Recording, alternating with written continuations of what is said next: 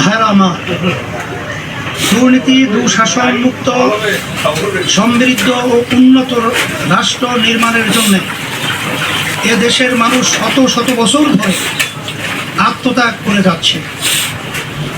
সুশাসন প্রতিষ্ঠার জন্য রক্তের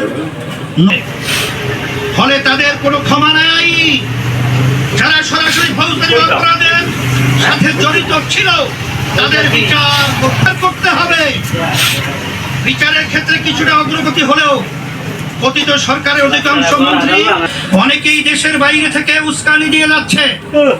আজকের এই মহাসমাবেশ থেকে ঘোষণা করছি অবিলম্বে।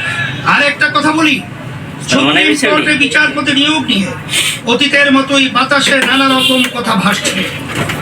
আমরা আমাদের চোখ কান খোলা রেখেছি, যোগ্যদের যাচ্ছে। আজকের এই মহাসমাবেশ থেকে ঘোষণা করছি অবিলম্বে ফ্যাসিবাদীর সাথে জড়িত সকলকে শাস্তির।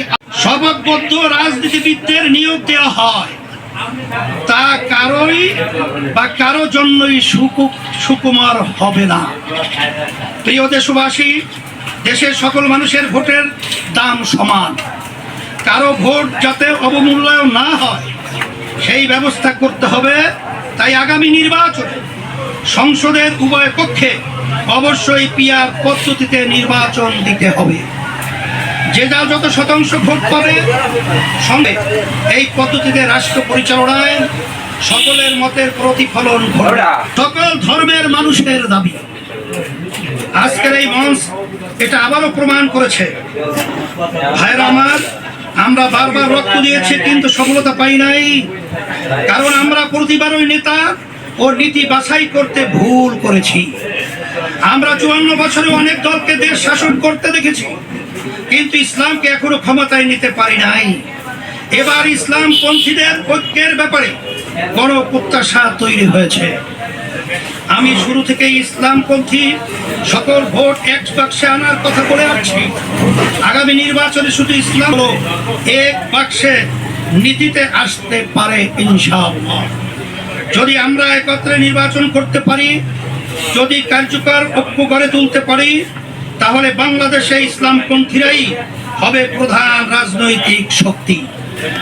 রাষ্ট্র পরিচালনার দায়িত্ব আমাদের হাতে আসবে ইনশাআল্লাহ।